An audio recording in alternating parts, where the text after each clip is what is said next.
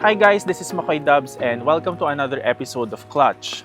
You know what? The Toyota Corolla Cross in its first generation was launched in 2020, if you remember, during the pandemic. And what we are having here is the first generation still, but the facelifted version.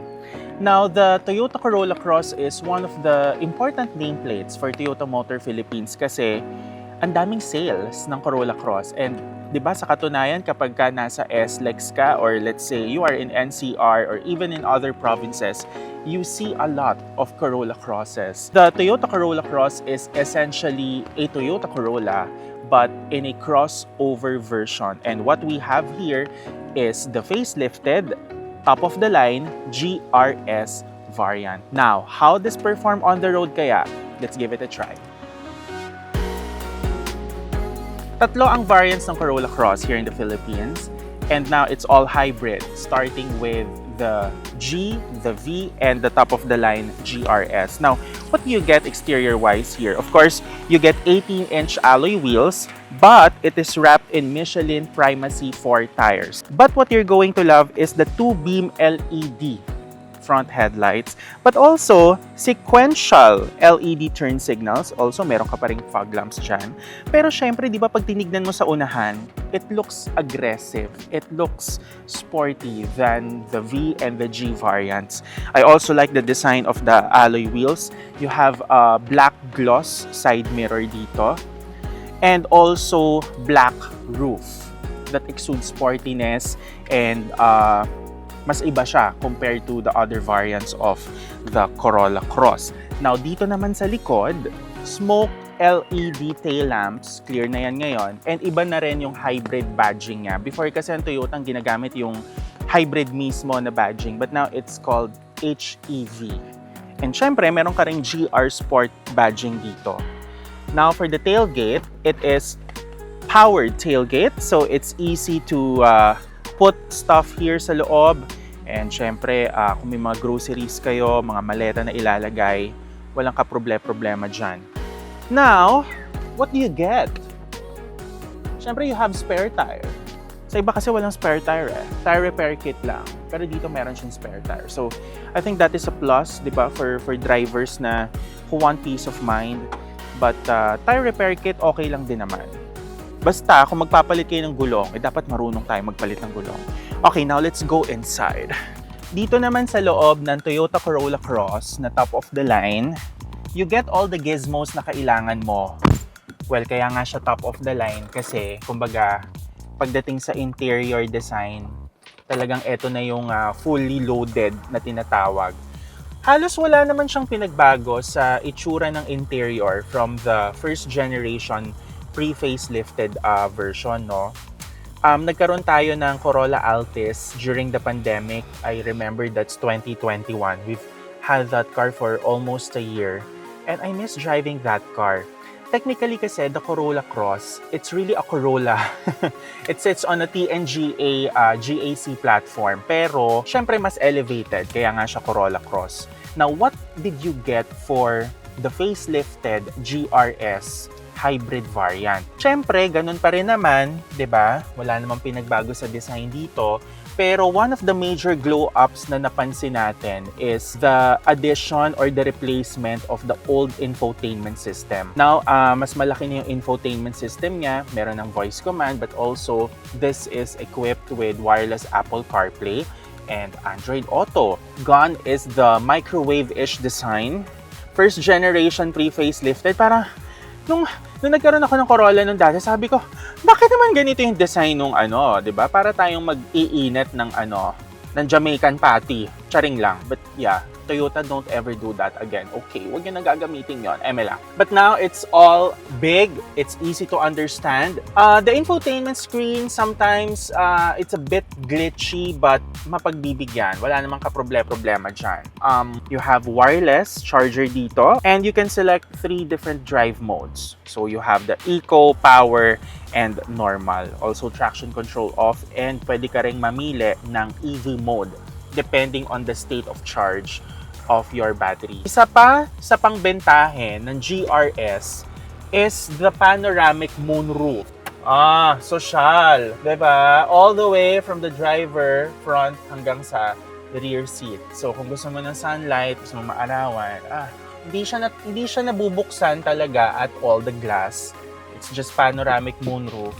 This is durable naman. So, iisipin niyo pag magpa-park kayo, 'di ba? Dapat hindi sa ilalim ng puno na may mangga or pwedeng mahulog kasi baka pwedeng mabasag. Mahal ang replacement lalo na kung out of warranty.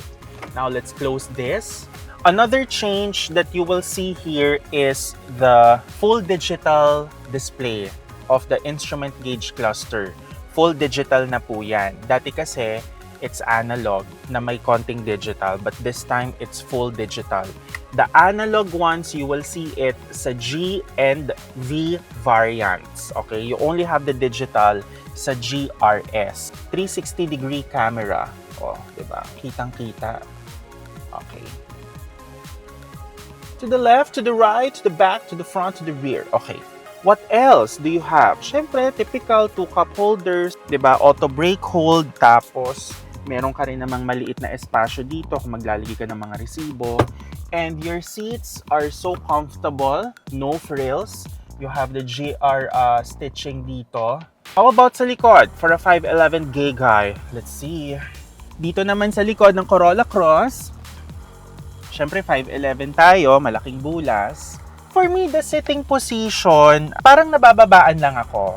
Pero overall naman, komportable. Halimbawa, kung nasisikip man ka sa legroom mo, pwede mo namang makiusap ka dun sa driver. O pwede po bang pakiabante ng kaunti, no?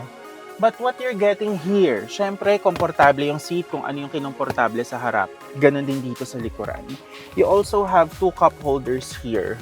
Or pwede mo rin gawing armrest, di ba? Kung meron ka namang driver at gusto mo mag-relax, pwede mo rin i-adjust yung seats depending on the sandal na. Meron din tayong cup holders dito. So, maaaring kasya naman yung inyong mga flask or maybe the bottled waters, no? But also, yun ang makukuha mo dito sa likuran. And syempre, hindi mawawala ang air vents. Very important yan para sa mga pasahero sa likod. And you have 2 pieces of USB-C ports. So, pag mag-charge kayo, diba, on the go, walang ka-problema. And I guess for the trunk space, it's ample.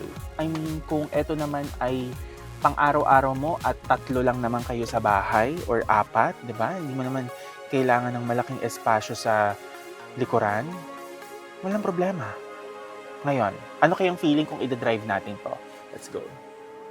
Now, what's propelling the Corolla Cross Hybrid is the tried and tested 2ZR FXE, which is the full hybrid system of Toyota. And you know what? The total system output is 121 horsepower and 163 Newton meters of torque for the electric motor. Now, the horsepower figures, baka isipin ninyo hindi sapat, pero come on, this is an economy car.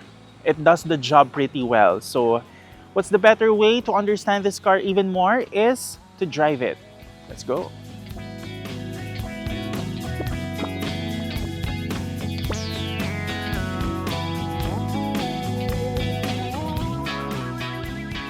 Now we're driving the Toyota Corolla Cross GRS Hybrid. As mentioned earlier, 3 variants na ng Corolla Cross dito sa Pilipinas ang hybrid. So, hindi nyo na makikita yung 1.8 naturally aspirated engine. It's all hybrid now.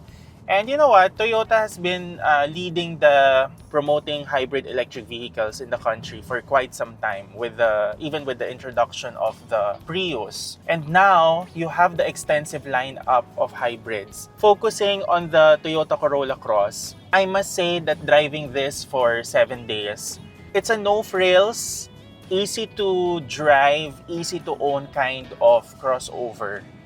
Especially if you are the type of driver who is, alam mo na, traveling long distance and you really want to get the fuel economy that you need. Pero you want the reliability and the dependability of the vehicle, then definitely this would be a solid choice. Pag nagpunta ka ng Maynila or let's say even dito sa amin sa Laguna, it's a staple. And I must say that the Toyota nameplate, it's still relevant and popular in the Philippines in the crossover version. The Corolla Cross even surpassed the sales of the Corolla Altis. Not just last year, but in the past few years. During the pandemic, I mean, it's been a hotcake seller for TMP. Gets ko kung bakit. Kasi tayong mga Pilipino, we're very after the nameplate di ba?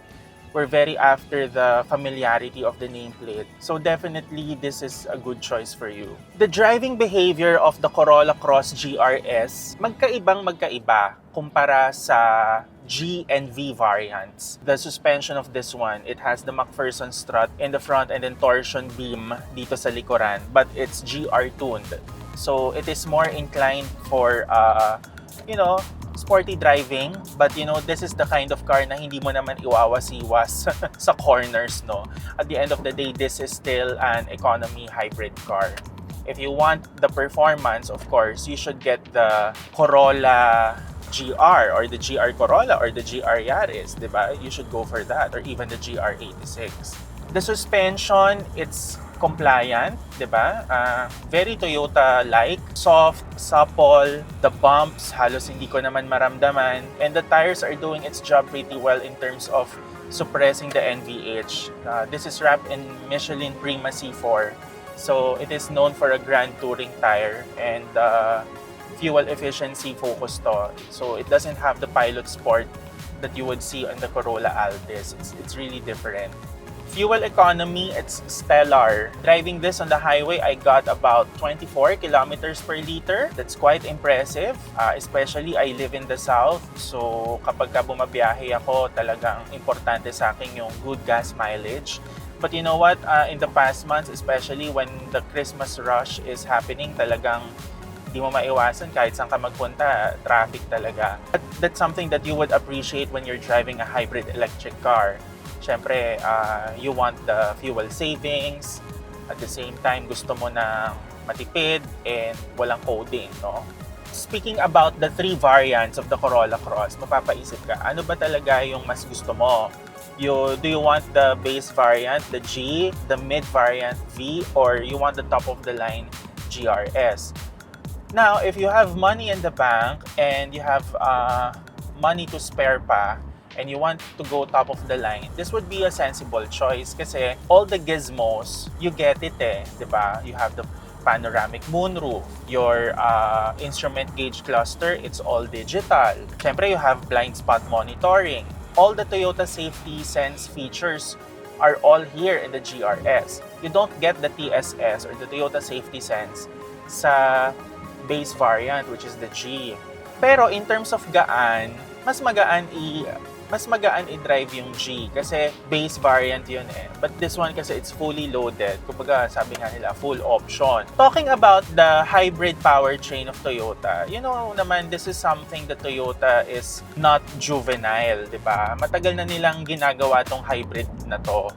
Now, the 2ZR FXE, it might get rough during the acceleration, especially kung medyo didiinan mo like this.